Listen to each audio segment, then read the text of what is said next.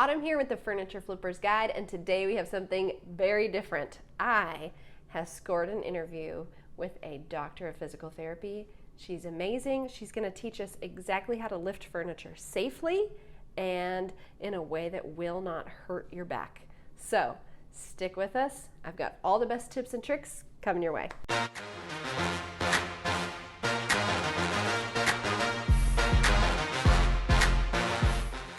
So I'm Dr. Jodi Heirholzer. I am a doctor of physical therapy here in Abilene, Texas. I'm also a certified strength and conditioning coach, a lifelong athlete. Just love helping, people stay healthy and active, and I kind of live that lifestyle as well. So yes, and glad she is the perfect person to teach us all about the safety with furniture lifting and all things furniture. Yeah, you guys work hard, and it gets heavy.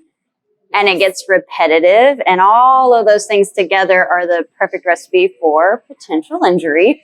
So glad you're here. Thank you. Thanks for having me. All right. So let's first just talk about lifting, because that is one of the biggest things that we do as furniture refinishers.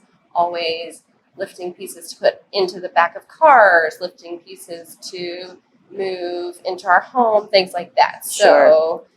And even adjusting those pieces, right? Yes, like as you're working on them, different positions, different aspects of it.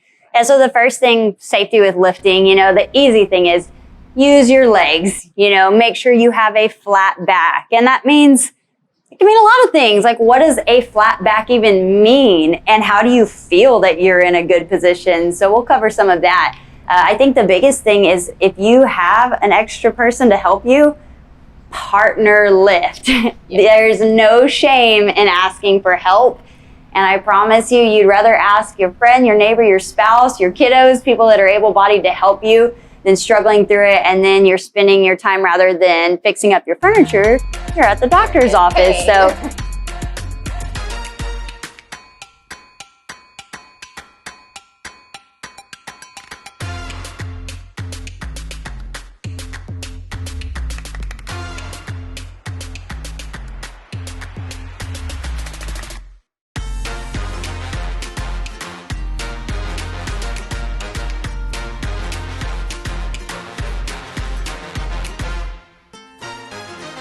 I would say the big first thing is partner lift. The other thing is making sure, can I stand up? Yeah, can we demo a little bit? Making sure we have that nice, what we call kind of a neutral spine right here. And so if we look at our back, we want that to be nice and flat. We don't want to overarch, and we definitely don't want to round. And so if we think about shutting a car door, say you have a lot of groceries, right? I want to carry all my groceries in at one time, but I have to shut the car door. I'm going to use my bottom, or use my booty to shut the car door. It's the same motion. So I hinge at the hips to go down. I'm keeping everything nice and flat, and that creates safety throughout the spine. So anytime we go down to get something, we want to hinge at the hips or stay as upright as possible so we're not putting our low back, hanging out to dry so we have injuries. And so the next thing is, are your legs strong enough to be able to do that? That's where a lot of people run into trouble. Maybe they have achy knees. Maybe they just don't quite have the strength. And so while it would be very easy to say, just get out there and use your legs and tough it out, making sure that you're staying active and that you have some kind of strengthening routine. It doesn't have to be anything overly heavy, but 2 to 3 days a week that you're finding an activity where we're doing some strength training, we're getting outside, we're walking, we're spending time in nature, just get that movement in, stay active, stay strong, so you can do the things you like doing. So let's talk about equipment used for moving furniture, things like that. So I know you said it's great to have a partner, but even sometimes with a partner, it's very heavy. So what if you don't have a partner? Right. And there's a lot of times. Hey, all the single ladies, we don't always have help. You got to find a way. Yeah. So let's talk about there's rolling dollies, and there's big furniture dollies. There's sliders, things like that. What do you think about using that? And is there specific ways to use that safer? You bet. So any piece of equipment that's going to help you get the job done to decrease your risk for injury, it's worth spending the money on. Make sure if you're going to be moving big things like chest or drawers, just some of your bigger, heavier pieces, you always need to have a dolly. And then once you get that piece off of the dolly and you need to slide it around or maybe turn it, always unload it on a furniture slider. It will make your life so much easier, and they are very inexpensive. So don't spare costs on furniture sliders. $3 to $5, worth it. Yes. Moving blankets, especially say you're loading something off of the back of a pickup truck, make sure you always have a blanket laid down. It's really easy once you get that piece on the blanket to just pull the blanket so you can get that piece closer to you and you're not hunching over trying to pull. So use those things to your advantage. What else am I missing? We use like just the rolling dollies, the flat ones that Absolutely. you can sit things on. And those are nice to be able to spin things. Yes. Because if you just put them on furniture sliders, you're pushing a corner and then you're pushing a corner and you're trying to get it right, and it's a lot of core and rotation. Versus if you have a dolly with, say, the 4 wheels on it, it's on there sturdy, it's a real simple move. So I love that. That's a great one to have. You guys come up with something too, let us know. Yes. We're always looking for ways to help keep people safe and make things more efficient. Yes. Okay, so let's talk about planning your approach for furniture. So how important is it to plan the way that you're going to attack the furniture, I guess?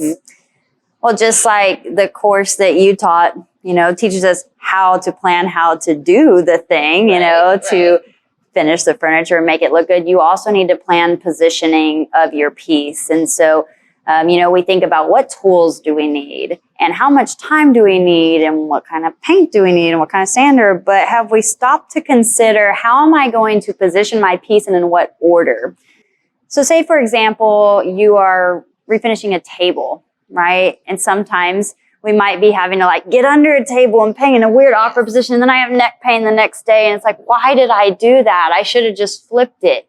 And let's play devil's advocate. Well, I thought about flipping it, but I just painted the side of that table or the top of it. And I'm in a hurry and I don't want to have to wait for my paint to dry. So I literally can't flip it anymore. I just have to get under there and paint it. Think about those things before, what steps am I going to take? What am I going to paint first? And how can I start in a position to where, hey, I can have my table on my side. I can paint the underneath side of it if I need to. And then I can flip it. And while it's drying, now I'm safe to proceed with everything on top, everything on the side. And I have just protected my neck, my shoulder, my back, because I just took the extra 30 seconds to be intentional about my approach. Just don't rush it. Don't rush it. Even though think about it first. Yes. Be wise. Plan it and don't rush it. I Absolutely. Like that. Okay. Sounds great. You want to demonstrate some exercises? Yeah. So the first thing we're going to talk about is how to safely lift with what we call the hip hinge. That means using our hips to help us develop power and lift our furniture up versus just using our back, because that will lead to injury. So when we do a hip hinge, we want to think about keeping everything in our torso nice and flat and just sending our hips back, just like you would shut a car door if you had your hands when you just needed to kind of bump that car door with a nice flat back. So I have an awkward shaped coffee table here. It's very weird. It's wide, so it's hard for me to get around it here. It's just going to be funky. So I want to make sure when I'm going to lift it that I'm not just rounding at this low back, because you're just asking for pain there. So what we're going to do is slightly turn so I know I can get a hold of it. I'm going to send those hips back. And you guys can see I have a nice flat back here. And now I can lift that no problem. Because sometimes we say, hey, use your legs. What does that mean? If I try to use my legs and bend my knees, you guys can see my knees run into the table. So I can't use my legs. And I can try to get way down here, but that's a really hard position to get into. Not everybody is as flexible to kind of squat down. And this is really dangerous to lift out in the way. So again, we get as close as we can to our piece, whatever we're lifting. Just get nice and snug next to it. Send the hips back. Make sure we're flat, and that's fine. And then we can safely lift, carry, move, do whatever we need to do. Now the same thing goes for putting it down. I want to send those hips back first and then bend the knees versus just, we've all seen it, we've all done it, where we just let that furniture own us. Don't let the furniture own us, you own it with good mechanics. So say we need to lift up just one corner of a piece, and rather than doing this number with this hard on my back, if I want to get this furniture slider underneath that corner, the best thing is going to be to get super close to my piece I'm going to kneel, and then I'm going to use my muscles here to kind of hinge. So now I can lift, I can slide, and I haven't put all of that grounding undue stress on my back. So get low, get to your corner. All it takes is a small lift and slide, protect your back.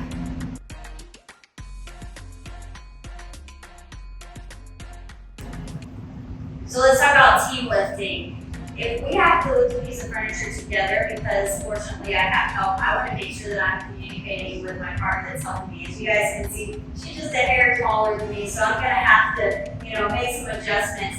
Rather, I'm going to make my tall friend spread her feet a little bit wider, so now she's on my level. It makes everything easier. So if you have a really heavy piece, it's not lopsided, and the shorty is not taking on more of the weight and getting hurt. So bring your tall friends down to you by having them either spread their feet a little bit wider or holding in a different area. And my shorties, bring your feet closer together. That's going to make you essentially taller if you need to. So we're matching height. Again, we're going to use the same hip hinge mechanics, and we're also going to get really close to our piece. So if we've got this coffee table here that we're going to lift together, I want to make sure we're getting really close. My feet are wide, so now I have a shorter range of motion. I don't have to bend down to it. I just have to simply set my hips back, keep my back flat, bend my knees, and at the same time, we're going to safely lift, and then we're going to slowly and safely lower together. Now, the most important thing is that we're looking at each other, that we're communicating, and that we're talking, because the last thing you want to do is leave your partner out to dry and you just drop it, right? And they get hurt.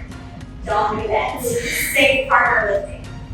So we're going to talk about 3 easy tips you can do to stay safe. So step 1, have a plan. If you know that you are going to be taking a piece of furniture from A to B, make sure that your path is nice and clear. Make sure that whoever you're going to be carrying with, that you know, hey, I'm going to go from here to here, and we're going to be looking at each other. We're going to be talking. We have a plan. If it's going to be stinking heavy, I want to make sure I have, hey, we're going to maybe plan to stop when we get to this area, take a break, shake it out, return. So just have a plan, know where you're going, and also if you're going to be placing that furniture, say, on a dolly, on a cart, on wheels, where you can transport it, have those things ready. Have them set out, have them where they intend to be, so you're not just throwing that piece down and causing damage to it, or it's not taking you longer, it can be nice and efficient. Step 2, make sure we have safety in our lifting mechanics. So before you lift that piece, know, can I do it by myself safely? Do I need to go find somebody to help me? If I find somebody, are we going to be able to do this together? And how are we going to do it? And plan. So this chair, for example, is an awkward piece of equipment. I don't want to just, get up to my chair and say, all right, let's just lift it up and just try to throw it around. I need to know, hey, it's kind of awkward. What's the best way that I can lift this? And so you might have to play with it a little bit. For this specific chair, I know that I can get it really close to my body, so that's a safe lift for me there. I can maybe go this way, and I can turn, and then keep it close to my body. So safe lifting means keeping things very close to our body and not out of the way. If I want to take this chair and hold it out here, or try to lift it this way, I'm going to injure myself. So step 2, safe lift. And then step 3, safe carry. Sometimes that's the hardest part. I might be able to get this chair up, but I have to go somewhere with it. So I need to look at my surroundings. Do I have a puppy that I'm gonna have to step over? Do I have, maybe rocks or certain things in my garage that I left laying out that I might trip over? That makes that carry harder. Or am I gonna have to squeeze somewhere? It's gonna be funky. So just make sure that you know when you're carrying that you've got a plan, and that if you have a partner that you are communicating and looking them in the eye, and you're carrying safely. So have a plan, safely live, safely carry, and go have fun.